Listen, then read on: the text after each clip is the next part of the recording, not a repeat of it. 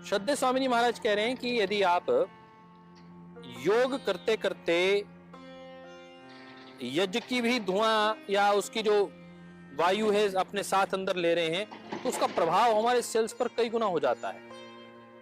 ये दो जो तत्व हैं, मुझे लगता है इसको अपने को अभी अपने कार्यक्रमों में धारण करना चाहिए, क्योंकि ये अनुसंधान के जो कार्य हैं ये बहुत लंबे कालखंड के बाद श्रद्धेय स्वामी जी महाराज अनुसंधान करने के बाद, अनुभव में लाने के बाद, प्रयोग करने के बाद ही मंच से कहते हैं। ये तो बात आप 100% मान लीजिए कि श्रद्धेय स्वामी जी महाराज कोई भी बात जब तक तो वह अनुभव और प्रयोग पर आधारित नहीं होती है तब तक किसी से शेयर नहीं करते। ये श्रद्धेय स्वामी जी महाराज की साइंटिफिक अप्रोच है और इस अप्रोच के आप ही नहीं पूरी दुनिया कायल है, क्योंकि जो श्रद्धेय स्वामी जी महाराज कहते हैं उसे दुनिया फॉलो करती है। अब बहुत बड़े स्तर पर योग और यज्ञ जुड़ गया है। हमें यज्ञ पूर्वक योग करना है, यज्ञ परक योग करना है। तो दोस्तों मित्रों, आप अपने परिवार में, अपने योग की कक्षाओं में यज्ञ को अवश्य जोड़िए।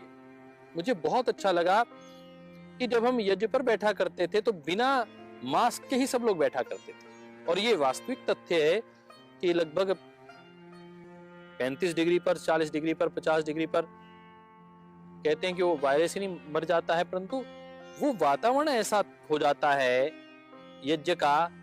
और इस पे भी अनुसंधान पतंजलि योगपीठ कर रही है कि यदि घर पर यज्ञ किया जाए तो घर का वायरस लोड जो है वो 90% कम हो जाता है। उसका पूरा अनुसंधान आपके पास आएगा।